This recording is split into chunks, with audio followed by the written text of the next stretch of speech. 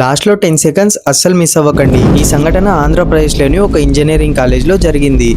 అర్జున్ అనే విద్యార్థి కొత్తగా బీటెక్లో అయితే జాయిన్ అయ్యాడు. అతనికి 309 రూమ్ అయితే ఇచ్చారు. వార్డెన్ అయితే ఒక విషయం చెప్పాడు. రాత్రి ఎవరైనా డోర్ కొట్టినా, ఎవరైనా పిలిచినా అస్సలు బయటికి రావద్దు. ఇంకా మీ కారిడార్లో ఉన్న చివరి రూమ్కి మాత్రం అస్సలు వెళ్ళొద్దు అని అయితే చెప్పాడు. అర్జున్ అదంతా విని నవ్వుకుంటూ తన రూమ్లోకి వెళ్ళి డోర్ అయితే వేసుకున్నాడు. అర్ధరాత్రి 12:30 అయితే అవుతుంది. అంతలోనే బయట కారిడార్లో ఎవరో నడుచుకుంటూ వెళ్తున్న శబ్దం అయితే వినిపించింది. దాంతో అర్జున్ డోర్ తెరిచి బయటికి చూశారు. అసలు ఎవరున్నారు అనేసి.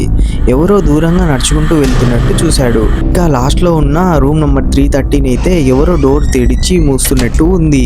అంతో సరేలే అనేసి ఆ రోజు అయితే అలాగే నిద్రపోయాడు. మార్నింగ్ లేవగానే తన రూమ్మేట్ ని అడిగాడు అసలు ఏంటి విషయం, ఏం జరుగుతుంది అనేసి. వాళ్ళ రూమ్మేట్ అయితే చాలా భయపడుతూ ఒక విషయం అయితే చెప్పాడు. చాలా సంవత్సరాల క్రితం ఆ రూమ్లో ఒక విద్యార్థి సూసైడ్ చేసుకొని చనిపోయాడు. అప్పటి నుంచి ఆ రూమ్లో ఎవరో ఉన్నట్టు, శబ్దం విడిపడుతున్నట్టు, కారిడార్లో నడుస్తున్నట్టయితే ఉంది అని. దాన్ని కూడా అర్జున్ అసలు నమ్మలేదు.